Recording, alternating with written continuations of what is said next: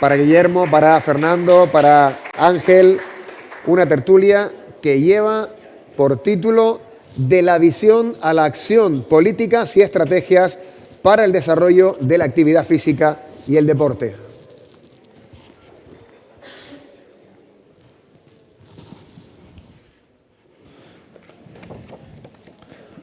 Hola, buenos días. Primero que todo quiero agradecerle a Cajede que haya tenido la deferencia en que yo sea el moderador de una mesa de Champion, porque contamos con el viceconsejero de Actividad Física y Deporte del Gobierno de Canarias y con una persona profesional totalmente, que una experiencia contrastada en el ámbito de la gestión en España. Primero muy rápido voy a leer un breve currículum de ambos. Ángel Sabroso Ramírez, viceconsejero de Actividad Física y Deportes del Gobierno de Canarias, técnico deportivo, especialidad de balonmano, es árbitro internacional de balonmano, profesor de la Escuela Nacional de Entrenadores, director técnico del Comité Nacional de Árbitros de la Real Federación Española. Ha arbitrado finales de campeonatos de Europa, mundiales, panamericanos, Liga de Campeones, Juegos Olímpicos, etc. Premio al Deporte Isla de Gran Canaria Jesús Telo a la mejor trayectoria deportiva. Designado mejor árbitro del mundo en dos ocasiones. Insignia olímpica del COE, medalla e insignia de oro y brillantes al mérito deportivo de la Real Federación Española de Balonmano. Actualmente es el primer viceconsejero de deportes que ha tenido el Gobierno de Canarias. Tremendo currículum. Fernando París Roche, licenciado en Educación Física por el INEF de Madrid y está en posesión del Diploma de Estudios Avanzados en Dirección de Proyectos por la Universidad de Zaragoza. Desde el año 82 y hasta 2012, durante 30 años, ha estado dedicado exclusivamente a la gestión deportiva, tanto en la administración pública como en el sector privado. Especialista en planificación estratégica en las organizaciones deportivas y gestión de proyectos. Es autor de varias publicaciones sobre la materia. Desde 2012 hasta 2022 fue jefe de la Oficina de Estudios, Asesoramiento Económico y Diseño de Servicios del Área de Servicios Públicos del Ayuntamiento de Zaragoza. Y desde 2004 y hasta 2020 también profesor asociado de la Escuela de Ingeniería y Arquitectura de la Universidad de Zaragoza en el área de proyectos. En mayo de 2021 fue elegido presidente de FASDE, Federación de Asociaciones de Gestión Deportiva de España. Habrán apreciado, hoy tenemos el lujo de contar aquí con dos grandes profesionales de la actividad física y el deporte. Al que se le ocurrió en este congreso el título de esta tertulia, la verdad que lo felicito porque no hay nada mejor para un técnico, un político, hablar de la visión, pero sobre todo de la acción. Yo espero que hoy ambos hablen de acciones porque llevamos más de 30 años hablando de la visión, pero la acción no la hemos concretado. Lo único que tenemos de tanta visión es la presbicia, pero yo espero que ya llegue el momento de concretar lo que son las acciones, porque es la planificación estratégica llevada, ejecutada. Joan Manuel Serrat, cuando le dieron el premio Princesa de Asturias recientemente, le dijeron que fuera breve. Y él se remitió a algo que le había pasado cuando joven. Y él decía que cuando nadie lo conocía, había ejercido varios trabajos.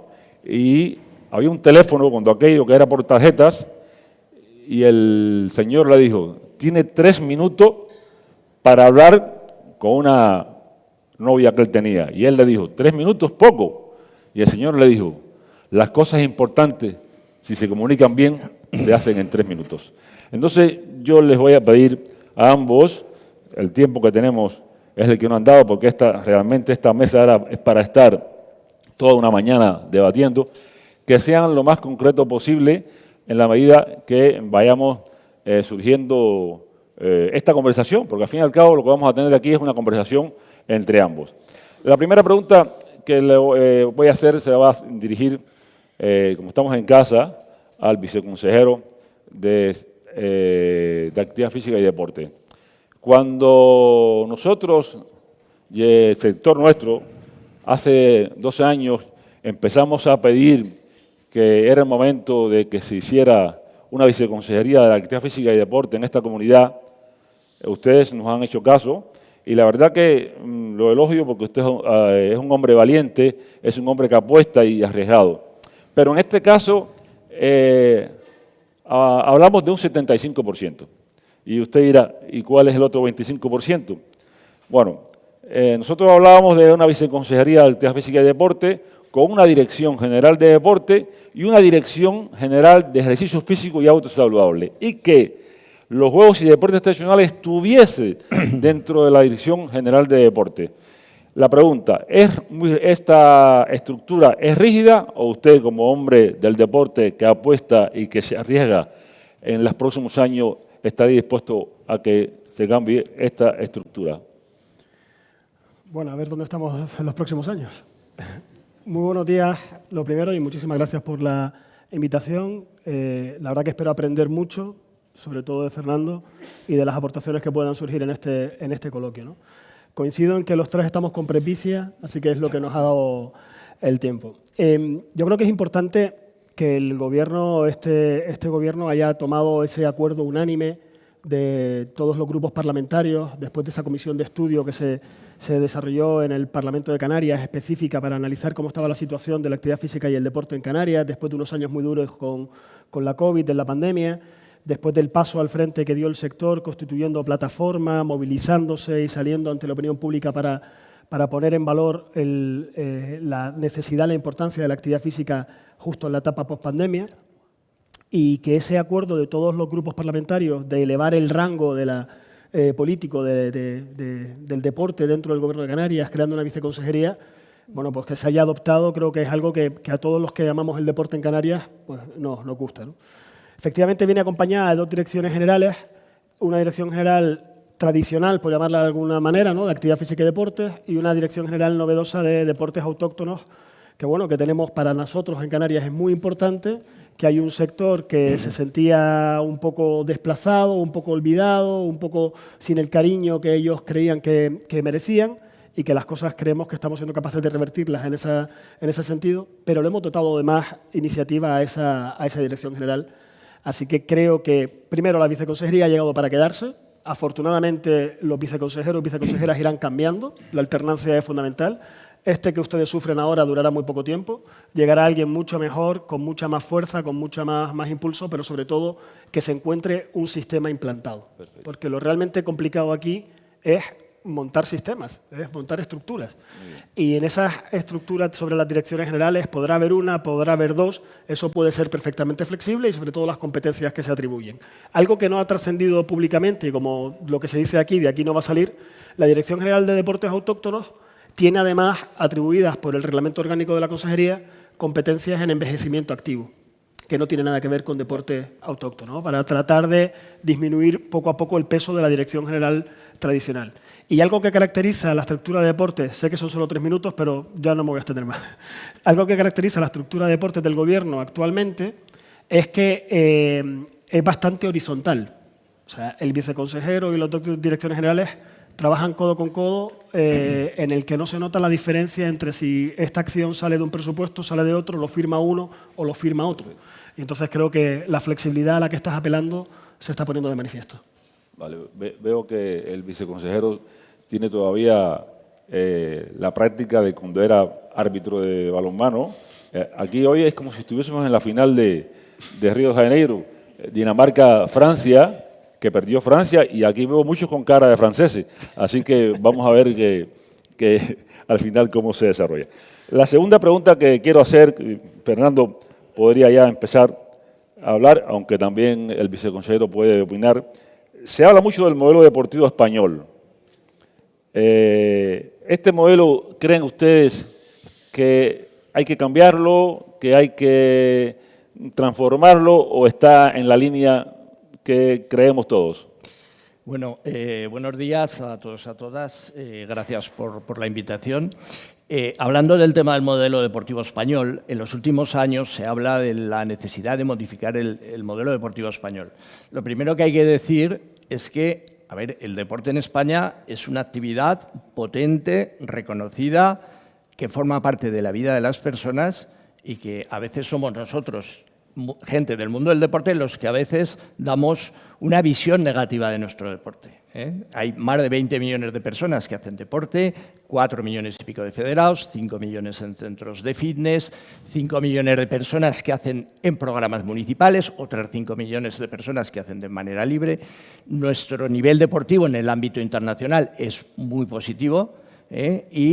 Bueno, vamos mejorando, es decir, esto no tiene nada que ver con hace 20 años, con hace 30 años y no digamos con hace 40 años. Por lo tanto, vamos a poner en positivo el valor del deporte y en relación del deporte español. Y en relación al tema del modelo, España, el modelo del deporte español es el modelo europeo, que es distinto al modelo americano, que es distinto al modelo, por ejemplo, que ahora se está desarrollando en los países de Oriente Próximo, bueno, sobre todo el modelo de Arabia orientado a la alta competición, al dinero, al espectáculo deportivo, es distinto al modelo de los países, vamos a decir, China, de las autocracias, y es incluso distinto al modelo de los antiguos países del este, que algunos han mejorado, pero otros todavía siguen teniendo modelos.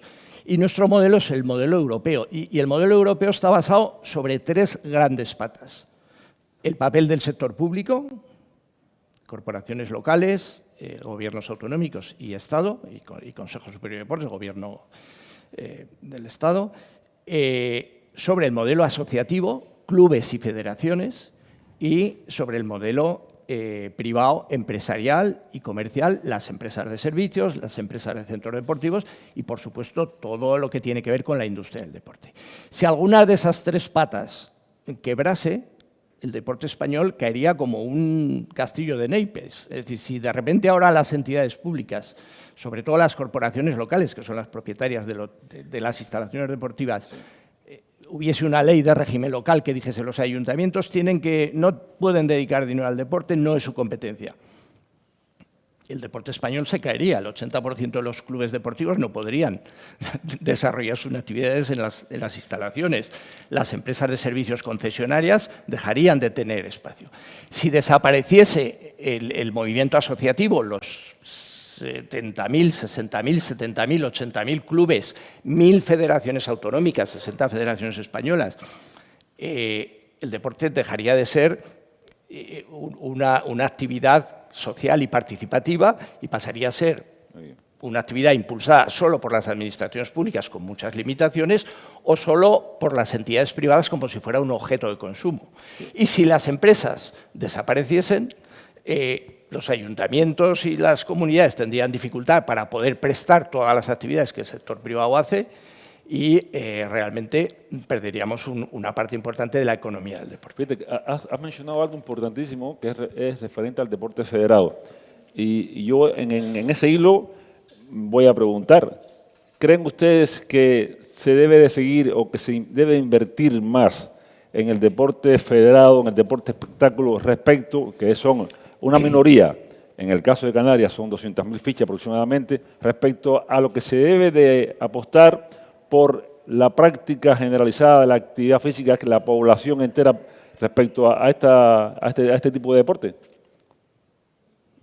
¿Yo empiezo? Como quieras. Bueno, a ver, el deporte federado. La mayor parte de la gente que tenemos licencia federada, yo tengo en categoría de veteranos un deporte marginal, pero muy interesante, que es la orientación, que aquí en Gran Canaria se hace. La mayor parte de la gente que tenemos licencia federada hacemos deporte de práctica y de actividad. Es decir, hay 4.400.000 personas federadas en España y hay 5.000 deportistas de alto nivel y otros 10.000 de nivel de comunidad autónoma, promesas, etcétera, que están en las diferentes listas y tal.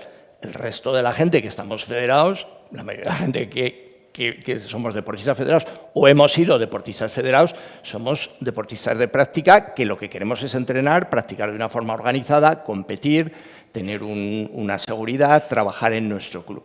No hay sector. El deporte federado es el sector asociativo más importante de España. ¿Qué quiere decir? Que en otros sectores, es decir, toda la gente que está asociada a entidades culturales no suman 4,4 millones de personas. Toda la gente que son militantes de partidos políticos no suman 4,4 millones de personas. Toda la gente que está en organizaciones sindicales no suman 4 millones de personas. O sociedades filantrópicas. La única entidad asociativa en la cual hay más gente que en el movimiento del deporte federado son las asociaciones de padres de alumnos, porque es una obligación, cuando tienes hijos lo llevas a la escuela. Pero realmente el valor del deporte federado es fundamental.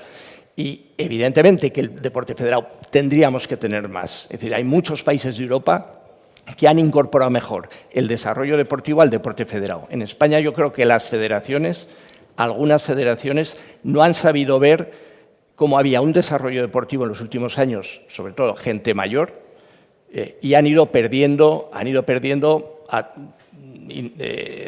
gente de diferentes edades que querían seguir haciendo su actividad, han ido perdiendo personas que juegan al tenis o salen en bicicleta o van a la montaña, es decir, por no dar servicios suficientes, mientras en otros países todo el mundo que practica deporte de una manera más asociativa está más federado. Pero el deporte federado es, para mí me parece fundamental. Y no solamente no va para atrás, es decir, tiene mucho margen de seguir creciendo en España. Probablemente esas federaciones que han ido perdiendo esa capacidad para mantener enganchados con licencia federada a sus deportistas es porque no están incentivadas por parte del sistema actual de ayudas, también de control, por parte de la Administración, para que permanentemente estén con esa capacidad de seguir captando nuevos y de seguir manteniendo a los que están, ¿no? Para mí la pregunta sería, ¿para qué serían esos fondos, ¿no? Yo desde que he llegado aquí me he encontrado, y antes de llegar a esta responsabilidad, me encontraba una cierta dicotomía, separación, está la actividad física por un lado, el deporte federado por otro. E incluso a los gestores deportivos y profesionales del sector como que hablaban de dos discursos completamente diferenciados. El deporte federado va por un lado, consume la mayor parte de los recursos económicos, consume la mayor parte de los recursos humanos de las administraciones públicas, los procedimientos de las tramitaciones de subvenciones, etcétera, etcétera, y sin embargo tienen abandonado a la parte de la práctica de la actividad física, ¿no? Del ejercicio de actividad física y a los profesionales de la gestión. Y de verdad que uno de los empeños en esta etapa, por lo menos, es tratar de hacer un match permanente entre estos dos, porque para mí son parte de lo mismo, ¿no? Ayer, cuando estábamos inaugurando precisamente este congreso, intentaba insistir en esa idea. Y la propia celebración del congreso, mezclado con la feria y donde están los profesionales de la gestión, donde están las federaciones, donde están los clubes, donde están las asociaciones, pues lo que trato con la pequeña aportación que pueda realizar en esta etapa es de estar permanentemente uniendo, ¿no? Perfecto. El tema del deporte federado, yo creo que en el desarrollo fundamental, es decir, una de las grandes debilidades estructurales del deporte federado en España y que a veces no le prestamos atención suficiente, a pesar de, es sobre todo la desigualdad en el acceso a la práctica del deporte federado entre hombres y mujeres. Es decir, en el conjunto de los 4,4 millones de personas federadas, las licencias de hombres son el 76%, las licencias de mujeres son el 24%. Es decir, de cada 4 licencias federadas en España, una es mujer, 3 hombres.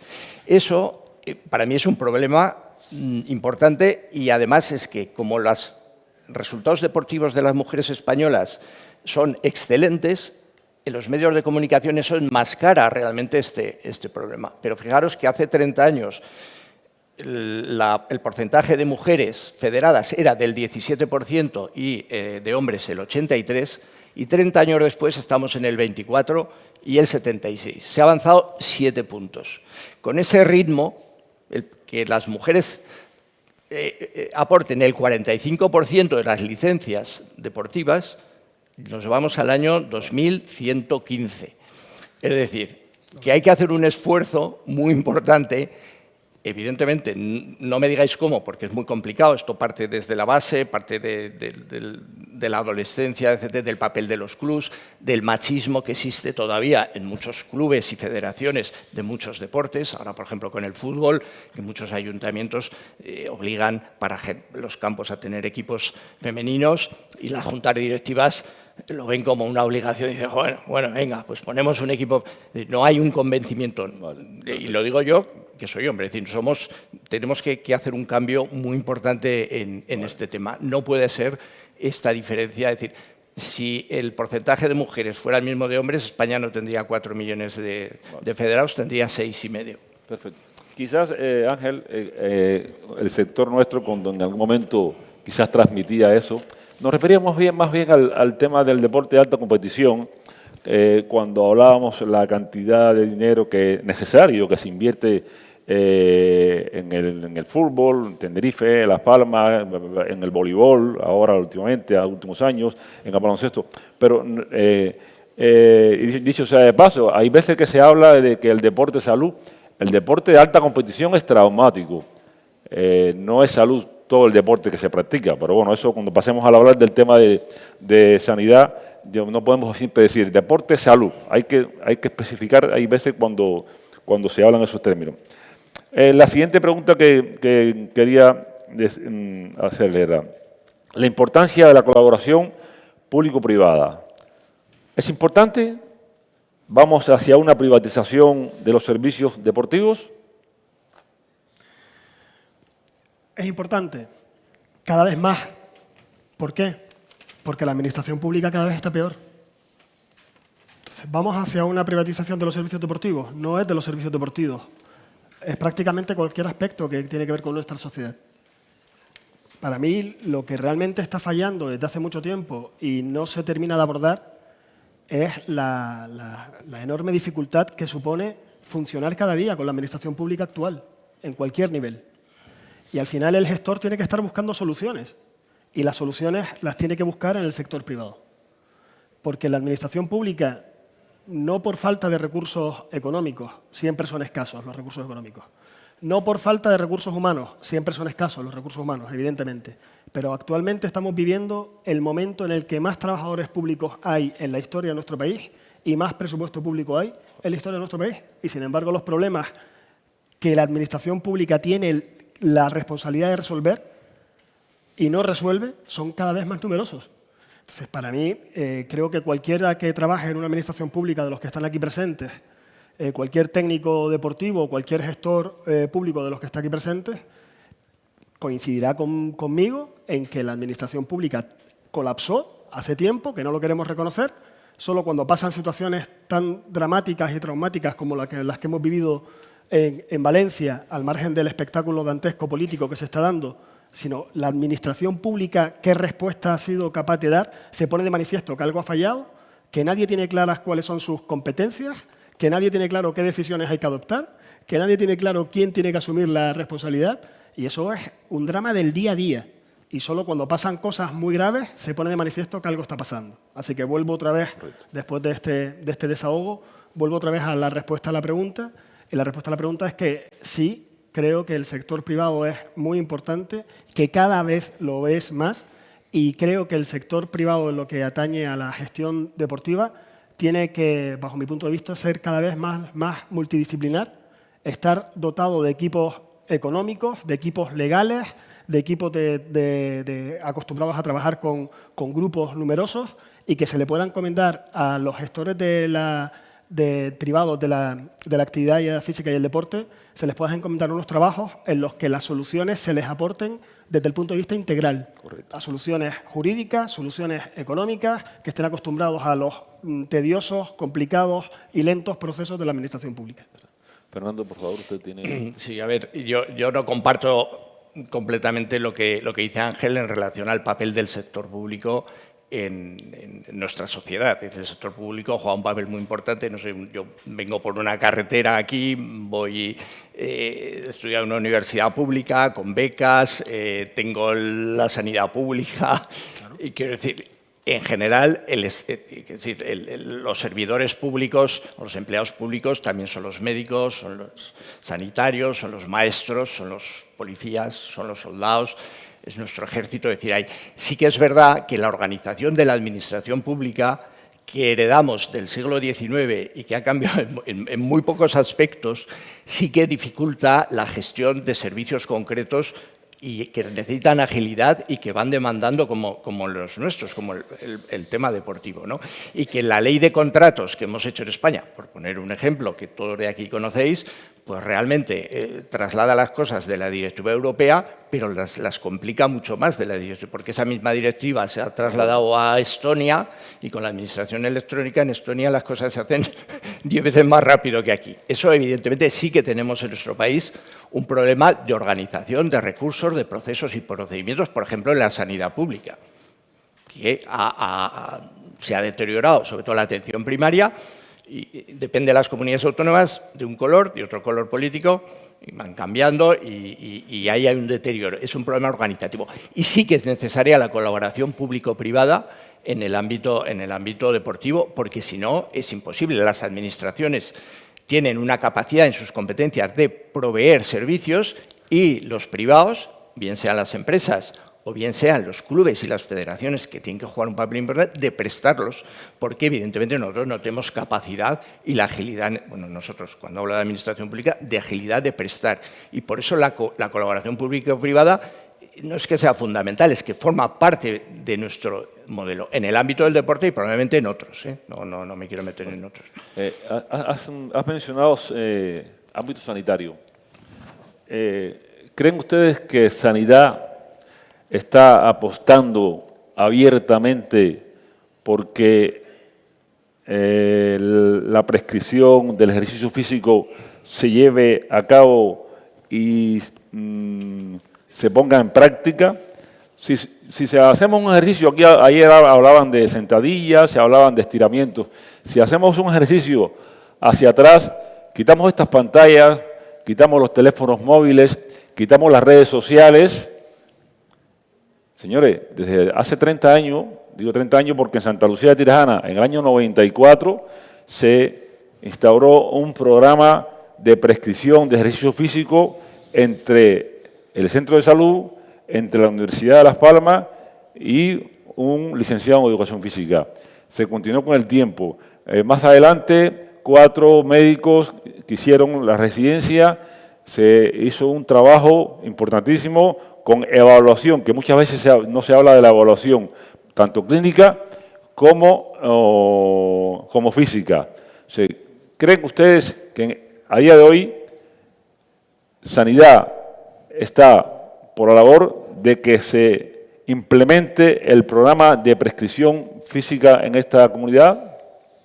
A día de hoy sí, que ha costado llegar a este punto también. Para conseguir encontrar el servicio de Sanidad Canaria que realmente cree en esto, nos costó mucho.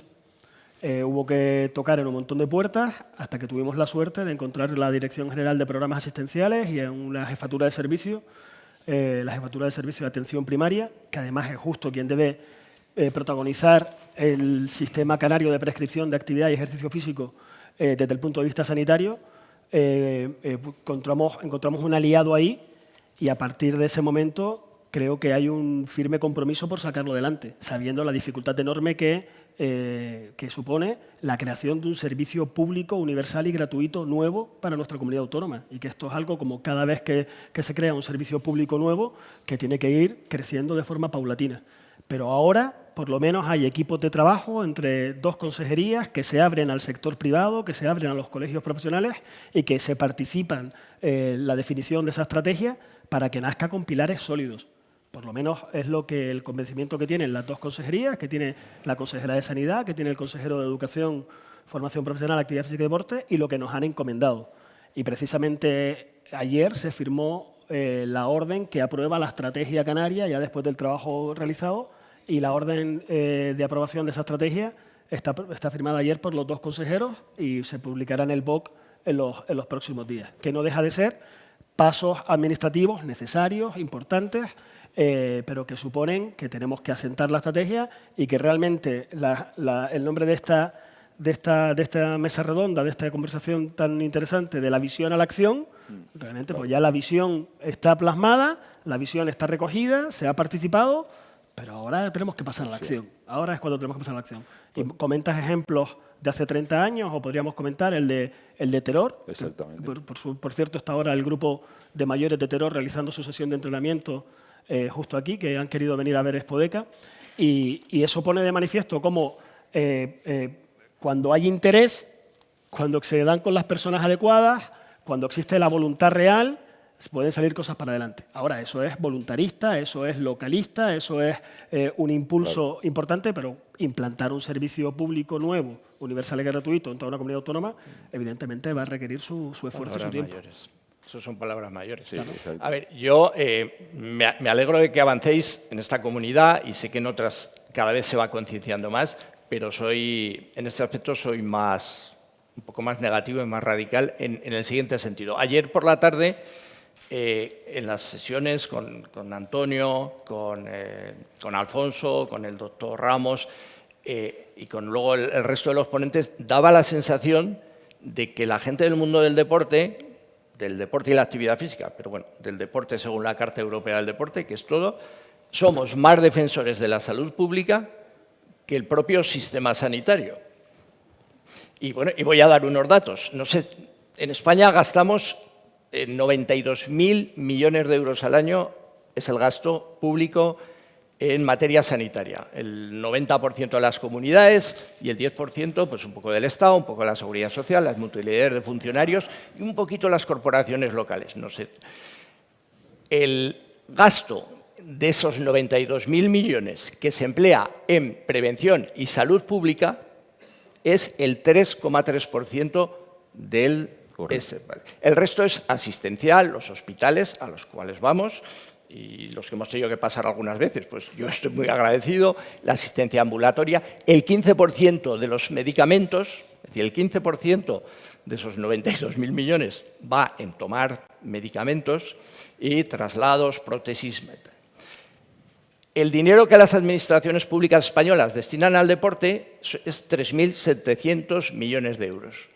Son 700 millones de euros más que los que en España se dedican a la prevención y la salud pública.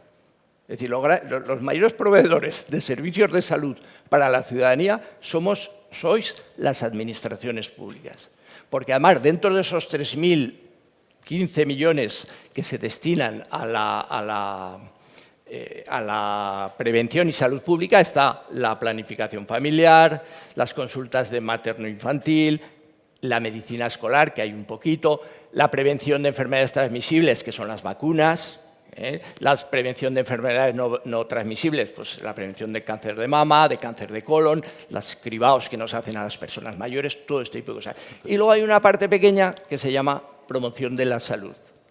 Y eso es una parte mucho más pequeña que lo que las corporaciones locales, por ejemplo, en su labor de promoción para el conjunto de la ciudadanía, realizan. Y entonces, de alguna manera, a ver, el deporte es muy importante para la salud, pero no lo convirtamos única y exclusivamente. Es decir, porque cuando empezamos a hacer deporte, todos los que estamos aquí, lo hacíamos porque el deporte es juego, es divertido, es educación, quiero decir, tiene una serie de valores propios que además es bueno para la salud y para la economía. Perfecto. Y genera impuestos y es bueno para la inclusión, pero es bueno en sí mismo. Mira, acabas de hablar del gasto en general, ¿no? Me lo has puesto muy claro porque en el ámbito nuestro hay una afirmación que dice cuanto más fármacos consumes, peor es la condición física. En nuestra comunidad, al mes, entre 55 millones de euros y 60 al mes es el gasto farmacéutico. 647 millones el año Exactamente, pasado, al año. en Canarias. Entonces nosotros estamos diciendo, y ahora vamos a hablar de presupuesto. El presupuesto de la viceconsejería creo que está sobre los 21 millones de euros. 23 millones de euros. Lo que estamos pidiendo es que a través de programas de promoción de la actividad física, de la prescripción de la actividad física, se haga un trasvase si sabemos que aquellas personas que practican actividad física dejan de consumir medicamentos, porque lo que no queremos que se aumente el presupuesto, queremos que es de esos 647 millones de euros, cuando comience a disminuir el consumo de medicamentos, se traspase a nosotros que vamos a intervenir. Canarias es líder en diabetes tipo 2. Canarias es líder en obesidad y en sobrepeso. Canarias es líder en hipertensión en España entera. Enfermedades que con la práctica de la actividad física ya está demostrado. No queremos más programas pilotos, no queremos más proyectos, no queremos más estudios. Queremos que la acción esta que también han elegido los organizadores de este evento se lleve a cabo. Completamente de acuerdo, ¿no? Yo creo que no hay nadie en esta sala que no pueda estar de acuerdo con ese deseo, con esa pretensión y con ese objetivo. Perfecto. Estamos entonces en línea. Vamos a otra pregunta. Recientemente el Gobierno de Canarias ha aprobado que pasar del 7% del IGI al 5% a las empresas del sector deportivo. Al 3%. Al 3%. La pregunta, ¿cree usted que se debe mantener eso nada más o también se debe mantener que las personas que practican actividad física, como lo han hecho 2 comunidades autónomas ya en España, puedan degravar en el IRPF una cantidad determinada de dinero? Lo han hecho la Comunidad Valenciana, que fue la primera, y La segunda Rioja. fue La Rioja. Vamos a ver, yo estoy en la causa. A mí no me tienen que convencer, a mí me tienen que ayudar a convencer. O sea, ojalá el IGIC estuviese al 0% en los servicios deportivos y ojalá tuviésemos una declaración en el tramo autonómico del IRPF para quienes consumen servicios deportivos lo más elevada posible.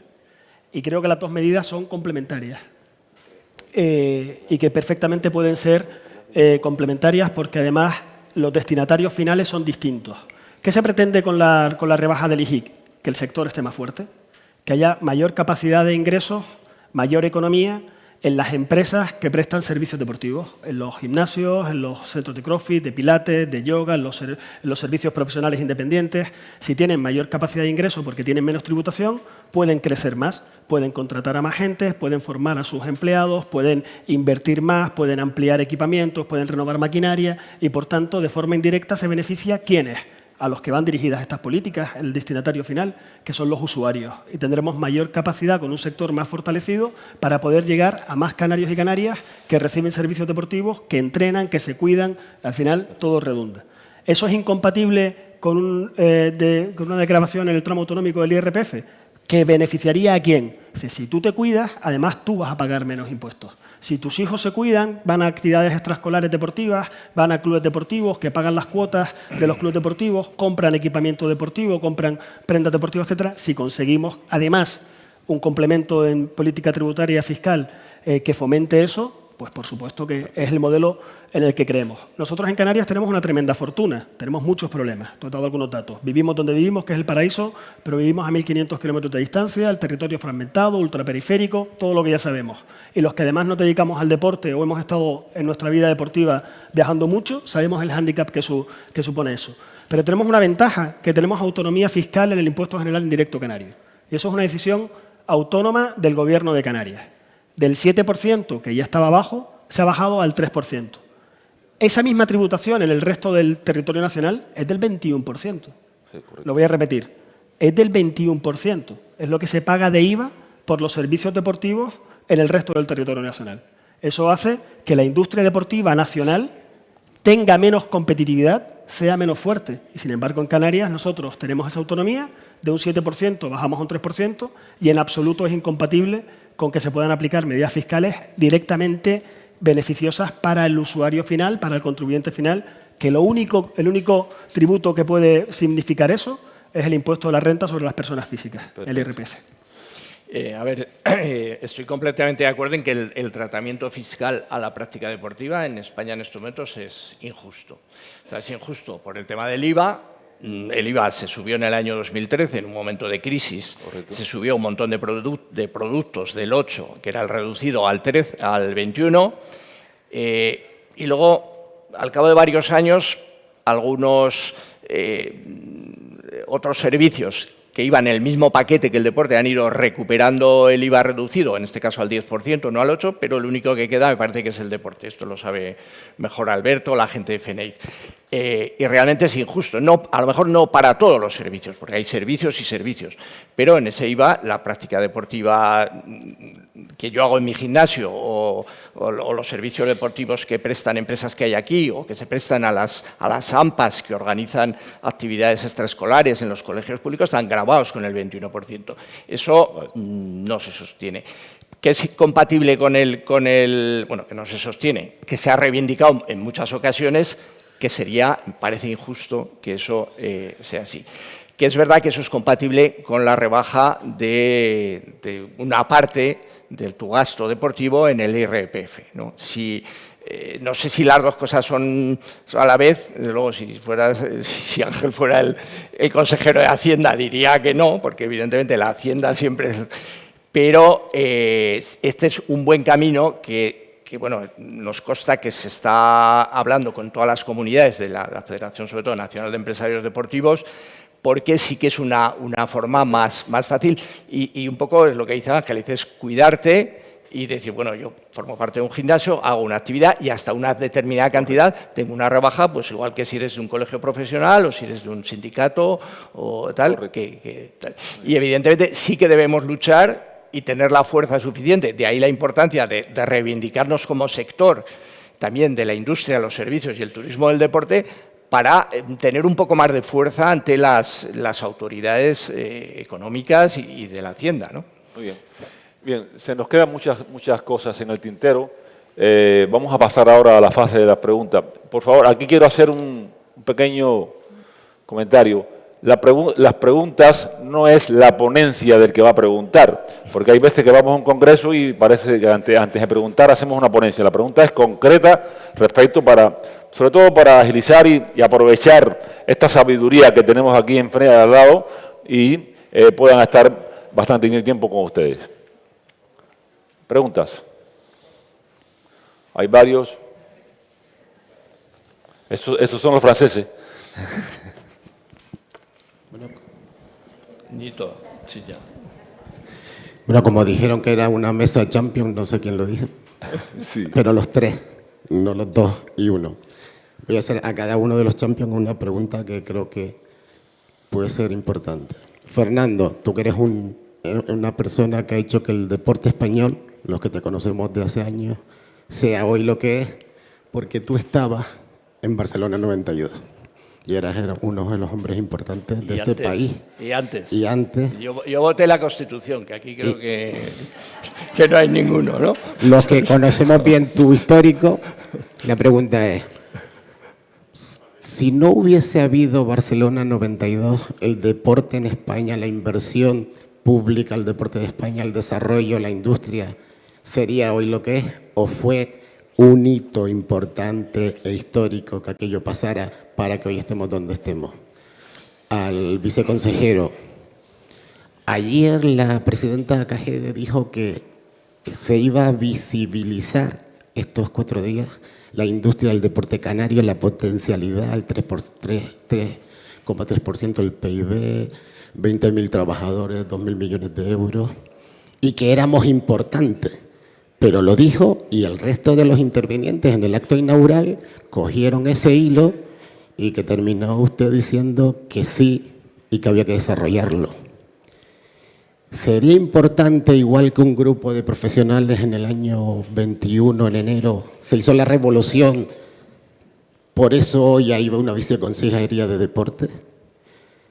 En el 34, el 2034, podríamos decir que gracias a Expodeca hubo un inicio de una nueva historia de la política y de la actividad del deporte de Canarias. Y a Guillermo, en el dictamen del Parlamento español, el Parlamento canario, que aprobaron todos los partidos políticos por unanimidad, los que estaban antes en la oposición, que están ahora en el gobierno, y los que estaban en el gobierno, que ahora están en la oposición, se aprobó que había que duplicar el dinero del gobierno de Canarias al deporte canario, porque estábamos por debajo de la media canaria con respecto a otras comunidades. Es importante que hagamos cosas, pero hace falta dinero. y que la cultura en Canarias tiene casi 50 millones de euros en el presupuesto Deporte 23. ¿Crees, Guillermo, que es necesario también que, aparte de todas las políticas, exista el doble de dinero de ahora en el ámbito canario, en la Viceconsejería de Deporte? Como yo voy a responder más rápido que ustedes, empiezo yo. Fundamental, Ñito, fundamental de que haya un aumento de los presupuestos, no solamente en la comunidad autónoma de Canarias, sino a nivel de los cabildos y a nivel de los ayuntamientos. Nosotros hicimos un estudio y decidimos y llegamos a la conclusión de que había que duplicar, es decir, que todavía se va en la línea, porque desde el año 2008 es verdad que la Dirección General de Deporte ha ido aumentando poco a poco, pero quizás no lo que debería hacer. Y a lo mejor en el 2034 ya podríamos estar hablando, en vez de 23, de 50 millones de euros de lo que hablamos. Ahora pasamos a que ustedes respondan lo que Ñito le ha preguntado. Bueno, por seguir el hilo, Fernando, si te parece, si terminas con lo de Barcelona 92, evidentemente, o sea, los recursos que tiene actualmente Deportes del Gobierno de Canarias son muy escasos para toda la competencia que tiene el Gobierno de Canarias en materia deportiva en una comunidad de 2.200.000 habitantes y además que es difícil de gestionar, porque no es igual de sencillo gestionar o de difícil de gestionar Murcia, con todos mis respetos para Murcia, que Canarias, ¿no? Todos sabemos lo que supone los costes de vivir como vivimos y donde vivimos, ¿no? Sí que es cierto que, por lo menos desde que nosotros estamos aquí, el presupuesto va creciendo a un ritmo menos apropiado del que evidentemente a mí me gustaría. Pero yo también torno la pregunta, más presupuesto sí, es necesario sí, pero ¿cómo está la administración pública de preparada para ejecutar esos presupuestos? Porque ahí es donde yo echo la mirada al sector privado y reclamo necesitamos ayuda. Y vuelvo otra vez a mi discurso de la administración pública colapsó. Y no es en absoluto hacer una crítica a los médicos, a los militares, a los docentes, en absoluto.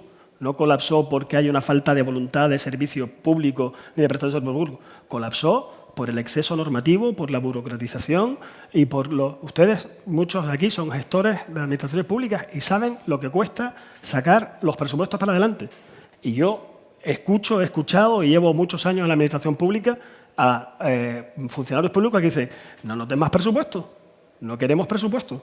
Esa frase es una frase recurrente dentro del sector público. No nos den más presupuesto porque si no, después nos vas a pedir encima que se ejecute. ¿A quién se le ocurre pedir que se ejecute el presupuesto que se tiene? Bueno, Ñito, a ver, nadie sabe qué hubiera pasado si no hubiera habido Barcelona 92. Es una distopía que no... Sí que es verdad que Barcelona 92 ayudó a... adelantó la evolución de la concienciación del deporte en la ciudadanía. Es decir, el deporte pasó de ser una actividad marginal en los años 80 a empezar a formar parte de la vida de las personas. Ayudó a proyectar la imagen de país, de sentimiento, de identificación de las personas con el país, que es uno de los elementos fundamentales que cumple el deporte de alta competición y de alto rendimiento y de carácter internacional. Las federaciones aprendieron no solamente a mirar lo próximo del fin de semana, la competición inmediata, sino a planificar, a ver un poco a más largo plazo. Los deportistas se vio que si quieres obtener resultados deportivos en el contexto internacional, los deportistas tienen que tener unos recursos técnicos, económicos, materiales, médicos, etcétera, para poder seguir adelante. Y evidentemente también existe una ley del deporte que fue muy disruptiva en algunas cosas, bastante mejor, en mi opinión, porque yo trabajé en ella, claro, tengo que defender que la que hay ahora, pero también me gustaría decir que gran parte de la práctica deportiva de la ciudadanía y la evolución del deporte que tenemos en España, yo quiero echar una lanza a favor, sobre todo de los ayuntamientos que a partir o corporaciones locales que a partir de 1979 y 80 son los que con la construcción de instalaciones deportivas permitieron la democratización de la práctica deportiva con los clubs y con todas las actividades. Y los ayuntamientos, 45 años después de su democratización en el año 70, siguen siendo los principales proveedores de servicios deportivos del país, todavía hoy. El anuario de estadísticas deportivas del Consejo Superior de Deportes es muy interesante de leer en detalle, nos da mucha información. Muy bien, tenemos tiempo para otra pregunta, creo que por allí. Tiempo, me van a perdonar, la mañana viene larga y todavía quedan temas potentes y habrá tiempo de abordar diferentes cuestiones. Tenemos que hacer un receso y a las 2:15 sí que me gustaría verlos por aquí a todos sentados. Bueno, gracias. Antes de terminar, por favor, viceconsejero, usted nació el día 22 de diciembre del año 77, ¿no? Sí, señor. Pues apostamos por usted y queremos, aunque sea reintegro, por favor. Gracias. Muchas gracias.